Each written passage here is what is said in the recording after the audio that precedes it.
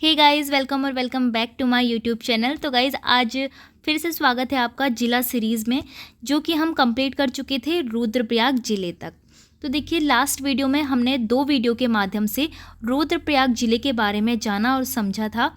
तो आज इसके हम 20 टॉप मोस्ट इम्पॉर्टेंट एमसीक्यूज़ को सॉल्व करने वाले हैं, जिसमें आप पहले क्वेश्चन पढ़कर उसका आंसर सोचेंगे और देखेंगे कि आपको 20 में से कितने आंसर जो हैं पहले से ही पता थे एमसीक्यूज़ जिला सीरीज़ देखने के बाद।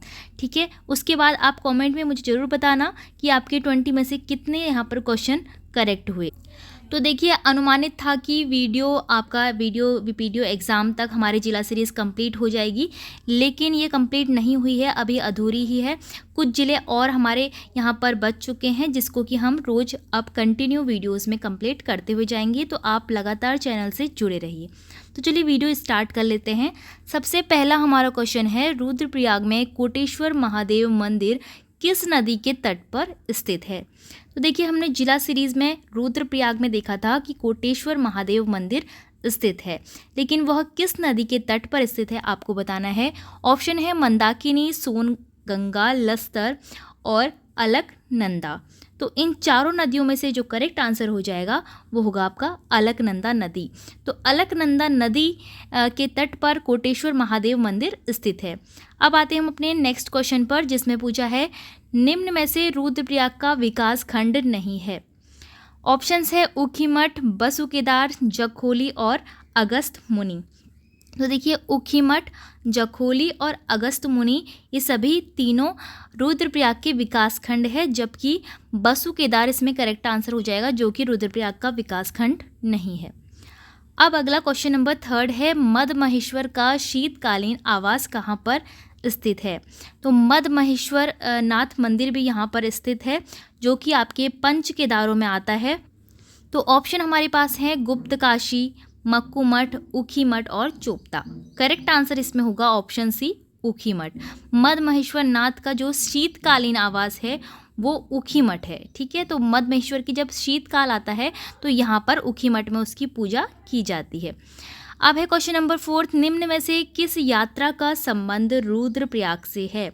आपके पास 4 यात्राएं हैं, गुरु मणिकनाथ यात्रा, पंचकोशी वारुणी यात्रा, मनना माई की जात यात्रा, या फिर इनमें से कोई नहीं। तो देखिए, जो आपकी मनना माई की जात है ये आपके रुद्रप्रयाग ज़िले में होती है, इसीलिए आपका ऑप्शन सी करेक्ट हो जाएगा। अब अगला क्वेश्चन है, उत्तराखंड का पहला नेचर कैनोपी वॉक बनाया जाएगा। तो नेचर कैनोपी वॉक क्या होता है, पहले आप इसको समझिए नोट के माध्यम से।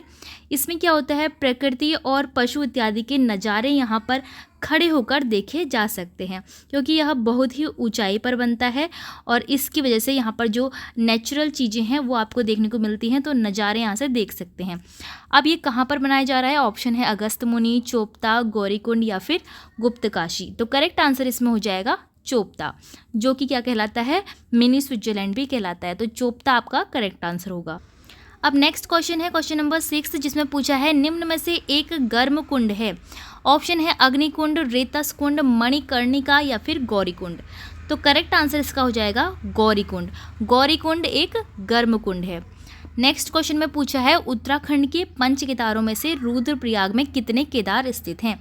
पंच केदार आपने पढ़े होंगे, जिसमें कि केदारनाथ, तुंगनाथ, मद महेश्वर नाथ, इसके साथ साथ रुद्रनाथ और कल्पेश्वर नाथ। तो ये 5 केदार हमारे उत्तराखंड में स्थित हैं।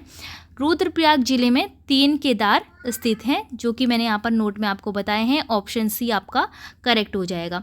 सभी केदारों में अलग अलग भगवान शिव के अंगों की पूजा की जाती है, वो भी आपको पता होना चाहिए। केदारनाथ में किसकी पूजा की जाती है? भगवान के पृष्ठभाग यानी कि पीठ की। तुंगनाथ में हाथों की यानी कि भुजाएं।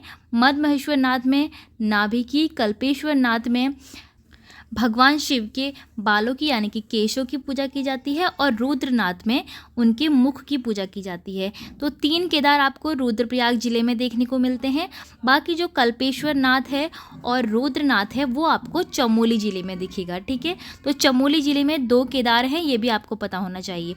अगला प्रश्न है, रुद्रप्रयाग जनपद का गठन कब हुआ था? ऑप्शंस आपके पास है 1995, 1996, 1997 और 1998। तो आपका करेक्ट आंसर हो जाएगा 1997। इसकी जो एग्जैक्ट डेट है वो है 18 सितंबर 1997।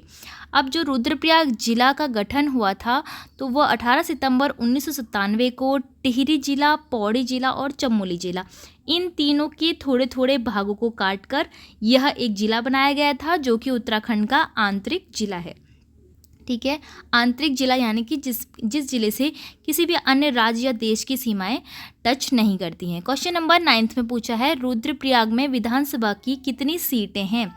तो ऑप्शन है 1, 2, 3, 4। तो रुद्रप्रयाग में विधानसभा की केवल 2 सीटें हैं, जिसमें कि एससी के लिए कोई भी आरक्षित सीट नहीं है। तो 2 सीटों में पहली सीट आती है रुद्रप्रयाग और एक सीट आती है केदारनाथ। तो ये 2 सीटें हैं विधानसभा के लिए। अगला प्रश्न है, महाभारत में रुद्रप्रयाग के लिए क्या कहा गया है? महाभारत में पुनाड़, रुद्रावत, गुलाब राय या फिर गुलाब घाटी। पहले आपको पता होना चाहिए, जो पुनाड़ नाम है वो रुद्रप्रयाग जनपद का है, लेकिन वह प्राचीन या फिर उपनाम इसको कहेंगे। लेकिन आपसे स्पेशली अगर महाभारत के लिए पूछा जाए तो महाभारत के लिए रुद्राव्रत कहेंगे, और अगर आपसे पुराणों में पूछा जाए तो भृंगतुंग कहा जाएगा। इसलिए इस बात का ध्यान रखना कि आपसे कहाँ के लिए रुद्रप्रयाग का नाम पूछा जा रहा है। अगला क्वेश्चन है, रुद्रप्रयाग में अलकनंदा से किस नदी का संगम होता है? ऑप्शन है पिंडर, नंदाकिनी, कर्णगंगा और मंदाकिनी। रुद्रप्रयाग की बात करें तो रुद्रप्रयाग में केदारनाथ के पास में ही चौराबाड़ी ग्लेशियर से मंदाकिनी नदी का उद्गम होता है। तो मंदाकिनी नदी और अलकनंदा नदी का संगम यहाँ पर देखने को मिलता है, जो कि रुद्रप्रयाग में होता है, और ये पंचप्रयाग में से एक प्रयाग भी होता है। ठीक है, पंचप्रयाग आपने सभी पढ़े होंगे, जैसे देवप्रयाग और रुद्रप्रयाग। इस तरह से सभी प्रयागों में अलकनंदा नदी के साथ एक नदी और होती है जिनका संगम होता है। ठीक है, तो रुद्रप्रयाग में अलकनंदा और मंदाकिनी, यह मंदाकिनी नदी वही है जो चौराबाड़ी ग्लेशियर से निकलती है, और साथ ही जो सन 2013 की केदारनाथ त्रासदी हुई थी उसमें भी मंदाकिनी नदी का अहम इसमें रोल था, क्योंकि इसी नदी में बाढ़ आई थी। अब देखिए क्वेश्चन नंबर 12 हमारे पास पूछा गया है, निम्न में से किस ताल की आकृति अंडाकार है? बदानी ताल, देवरिया ताल, बासुकी ताल और भेंक ताल। ये सभी ताल कहाँ हैं? ये सभी ताल रुद्रप्रयाग जिले में है, लेकिन अंडाकार आकृति किसकी है? भेंक ताल की। भेंक ताल की आकृति अंडे के आकार की होती है। ऑप्शन डी इसमें करेक्ट हो जाएगा। अगला क्वेश्चन पूछा है, उत्तराखंड का मिनी स्विट्जरलैंड किसे कहा जाता है? ऑप्शन है कौसानी, पिथौरागढ़, चोपता और नैनीताल। तो करेक्ट आंसर है चोपता, जिसको कि उत्तराखंड का मिनी स्विट्जरलैंड कहा गया है। ठीक है, अगर भारत का स्विट्जरलैंड पूछा जाए तो कौसानी को कहा जाता है, जो कि महात्मा गांधी जी ने कहा था। अगला क्वेश्चन है, केदारनाथ को प्राचीन ग्रंथों में क्या कहा गया है? अभी मैंने आपको पहले बताया कि जो केदारनाथ का प्राचीन ग्रंथों में नाम है वो भृंगतुंग है। ठीक है, महाभारत में पूछे तो रुद्रावत होगा, और अगर उसका उपनाम या फिर प्राचीन नाम पूछे तो पुनाड़ होगा, लेकिन यहाँ पर प्राचीन ग्रंथों में पूछा है तो भृंगतुंग होगा। अब देखिए नेक्स्ट क्वेश्चन है, केदारनाथ मंदिर किन शिखरों के मध्य में स्थित है? तो कुछ यहाँ पर पर्वत दिखाए गए हैं, खर्चाखंड शिखर, भरतखंड शिखर, केदारखंड या फिर ये सभी। तो इन तीनों ही शिखरों के मध्य में केदारनाथ मंदिर स्थित है। ऑप्शन डी आपका करेक्ट हो जाएगा। अगला है क्वेश्चन नंबर 16, जिसमें पूछा है, शीतकाल में केदारनाथ की पूजा कहाँ होती है? शीतकाल यानी कि ठंडियों के टाइम पर केदारनाथ की पूजा कहाँ पर होती है? ऊखीमठ, गुप्तकाशी, मक्खूमठ या फिर ओंकारेश्वर मंदिर। तो देखिए करेक्ट आंसर इसका हो जाएगा ओमकारेश्वर मंदिर में। ओमकारेश्वर मंदिर में केदारनाथ की पूजा शीतकाल के समय में होती है। नेक्स्ट क्वेश्चन है, 2013 की आपदा के कारण कितने दिनों तक केदारनाथ धाम में पूजा बाधित रही थी? ऑप्शन में पूछा गया है 81 दिन, 86 दिन, 85 दिन या फिर 100 दिन। तो कुल यहाँ पर 86 दिन तक केदारनाथ मंदिर की पूजा बाधित रही थी 2013 की त्रासदी या फिर आपदा के कारण। अब इस आपदा के बारे में कुछ नोट में हम जान लेंगे।